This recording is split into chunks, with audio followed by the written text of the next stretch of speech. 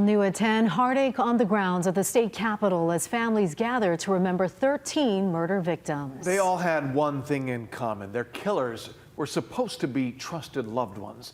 Our Ben Gutierrez is here with the story. Ben? The event commemorated the lives lost to domestic violence in Hawaii and efforts to raise awareness and resources to a problem that is still resulting in deaths. Make sure that we say the names of the individuals who have passed away by domestic violence in the last year. It's important to remember our victims and to honor the families and bring healing to our community. Christina Baca. Christina Baca is the latest name.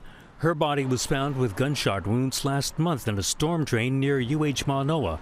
HPD says murder suspect Gibran Copeland was her boyfriend. We look at there's been presence of firearms. We know that some of them have been choked or strangled. Those grim factors are tracked by the Hawaii Coalition Against Domestic Violence. The list of 13 victims read tonight includes the Oda family, who were stabbed to death by their husband and father. Zoe Hay, whose boyfriend is accused of strangling her, and Misha Johnson, who disappeared from Schofield Barracks and whose husband is now behind bars. On one night in September last year, 365 adult and child victims of domestic violence were counted in Hawaii shelters.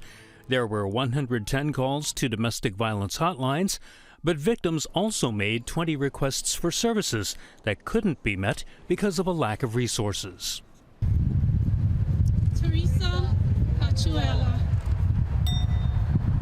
Teresa Cachuela had a protective order against her estranged husband when he shot her to death 3 days before Christmas last year. Her mother was at tonight's vigil. Honestly, I'm still in shock. I still cannot believe that she's gone.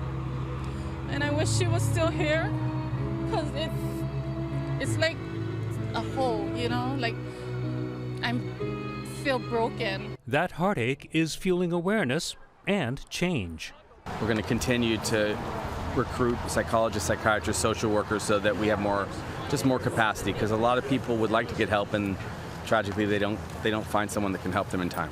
We need to do more. Domestic violence is still happening.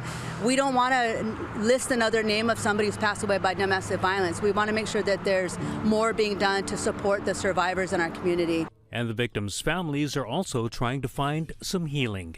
You know, I forgive. I'm starting to forgive a lot that has happened. And that's the only reason why I can stand out here and just give everybody else hope. And give my daughter a voice and give everybody else a voice who needs to have a voice to speak up and say, hey, this is not right. The governor and some families say there's legislation in the works to strengthen temporary restraining orders to better protect victims. More resources against domestic violence are available on our website.